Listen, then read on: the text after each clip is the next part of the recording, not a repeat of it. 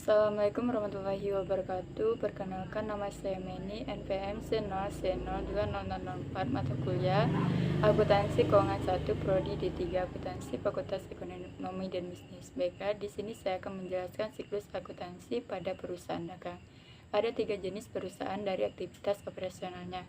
Yang pertama yaitu perusahaan jasa. Perusahaan yang aktivitas operasionalnya memberikan layanan jasa kepada pelanggan. Contoh perusahaan jasa, misalnya perusahaan percetakan fotokopi, itu memberikan layanan pada pelanggannya.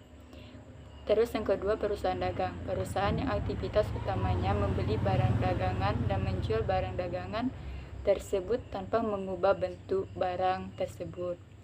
Contohnya minimarket, dia membeli setelah itu dijual kembali, tidak merubah bentuk perusahaan.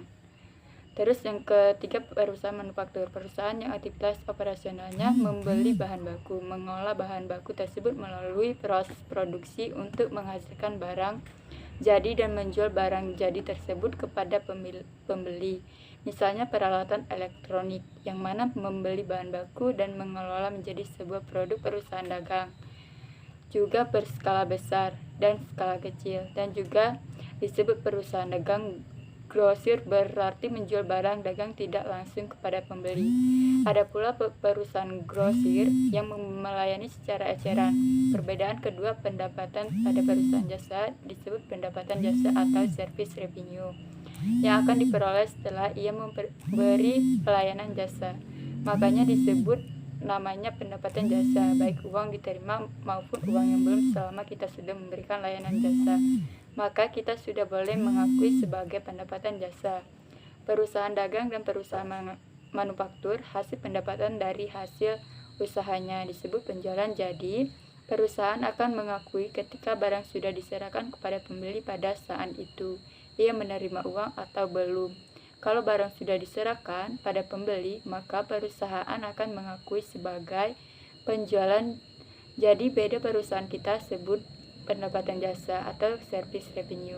Sedangkan perusahaan dagang dan manufaktur adalah sales revenue atau bahasa Indonesianya adalah penjualan. Pada perbedaan selanjutnya, kita mengenal perusahaan jasa, yaitu disebutnya persediaan barang habis, adalah perlengkapan pakai yang akan mendukung layanan jasa yang diberikan atau layanan operasional perusahaan.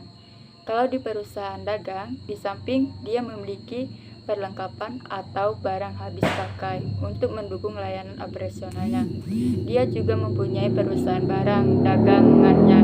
Dikatakan barang dagangan adalah barang yang dibeli oleh perusahaan dagang yang akan dijual kembali untuk menghasilkan penjualan atau menghasilkan pendapatan.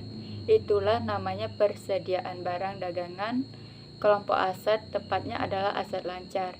Persediaan memberikan manfaat pada perusahaan dagang ketika barang dagangan tersebut telah terjual.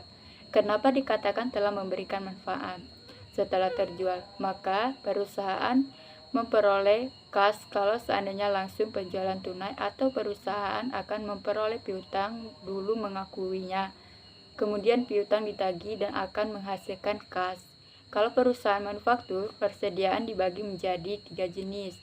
Di samping ia memiliki perlengkapan, selain perlengkapan juga terdapat 3 jenis persediaan, yaitu yang pertama, persediaan bahan baku atau material inventory adalah persediaan berupa bahan dibeli perusahaan yang akan diproses melalui barang jadi, termasuk pada aset lancar juga karena ia kategori persediaan.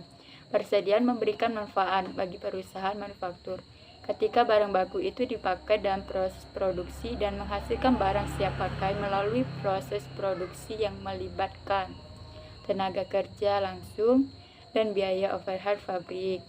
Terus yang kedua, persediaan barang dalam proses atau work in process inventory adalah persediaan berupa barang yang belum selesai menjadi barang jadi sampai akhir periode ketika perusahaannya menyusun laporan keuangan yang sudah menyerap biaya produksi dan akan dilanjutkan kembali pengerjaannya pada periode berikutnya dengan menyerap biaya produksi kembali.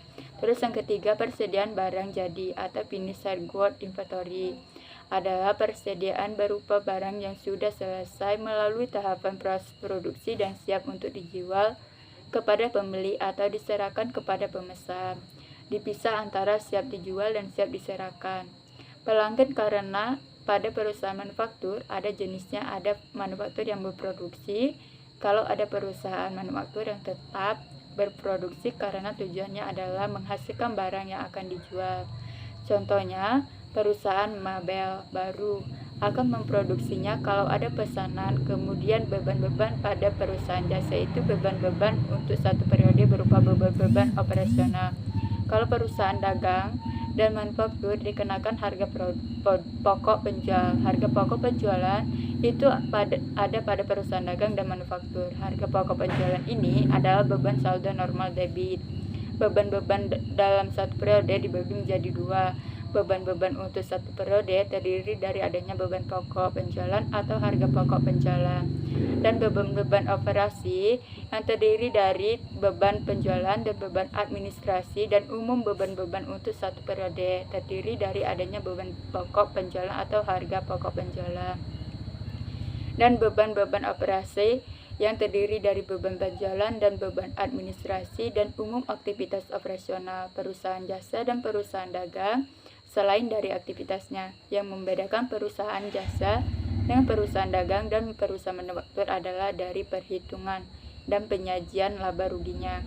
Perusahaan jasa menyajikan laporan laba rugi biasanya dengan format single step, artinya pendapatan yang diperoleh langsung dikurangkan dengan semua beban untuk memperoleh laba atau rugi.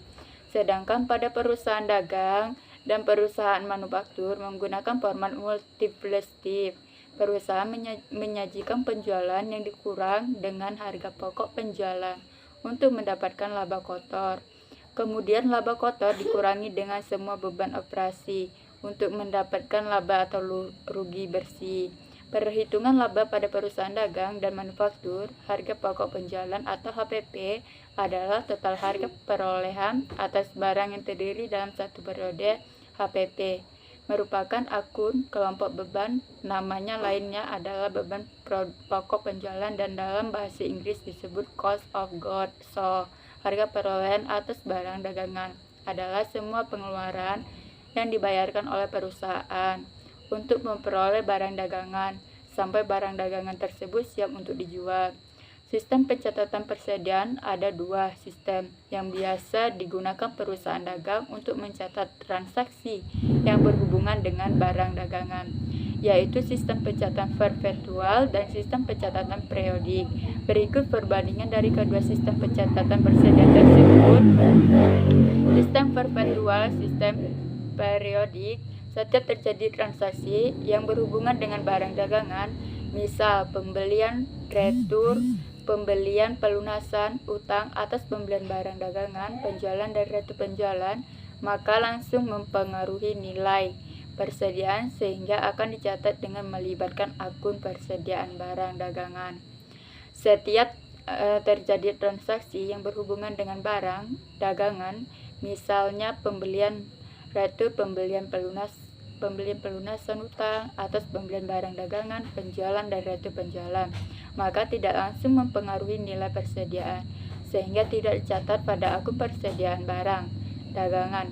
Menggunakan kartu persediaan sebagai buku pembantu pempersediaan untuk setiap jenis barang yang digunakan untuk mencatat mutasi sehubungan dengan persediaan, sehingga nilai persediaan barang dagangan dapat diketahui setiap saat dengan melihat saldo akhir dari kartu persediaan.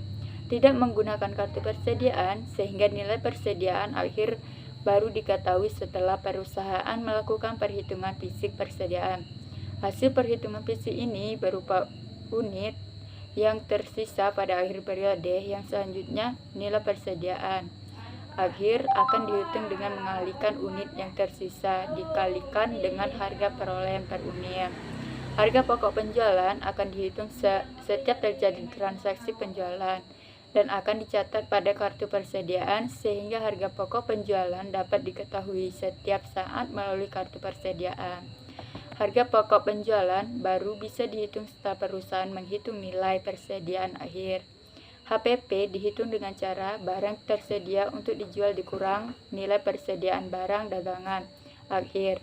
Perhitungan fisik persediaan di setiap akhir periode tidak wajib dilakukan karena perusahaan menggunakan kartu persediaan yang menjadi dasar informasi untuk nilai persediaan. Namun, jika perusahaan tetap melakukan perhitungan fisik, maka diperbolehkan, tetapi tujuannya adalah untuk mengkonfirmasikan kebenaran nilai persediaan menurut kartu persediaan. Jika terjadi persediaan nilai persediaan antara kartu persediaan dengan menurut hasil perhitungan fisik, maka yang dijadikan acuan adalah hasil perhitungan fisik. Perhitungan fisik persediaan di setiap akhir periode wajib dilakukan untuk menentukan nilai persediaan barang dagangan akhir. Jika perusahaan tidak melakukan perhitungan fisik, maka tidak akan diketahui beberapa nilai persediaan di akhir periode, sehingga saldo akan persediaan pada akhir periode masih sebesar nilai persediaan awal. Jurnal penyesuaian terkait dengan barang dagangan yang dibuat jika perusahaan memilih tetap melakukan perhitungan fisik dan hasil perhitungan fisik berbeda dengan nilai persediaan menurut kartu persediaan. Jurnal penyesuaian terkait dengan barang dagangan wajib dibuat dengan tujuan untuk menghapus nilai persediaan awal dan memunculkan nilai persediaan akhir. Jurnal penyesuaian ini melibatkan 2 akun. Baiklah, itu penjelasan dari saya. Saya akhiri. Wassalamualaikum warahmatullahi wabarakatuh.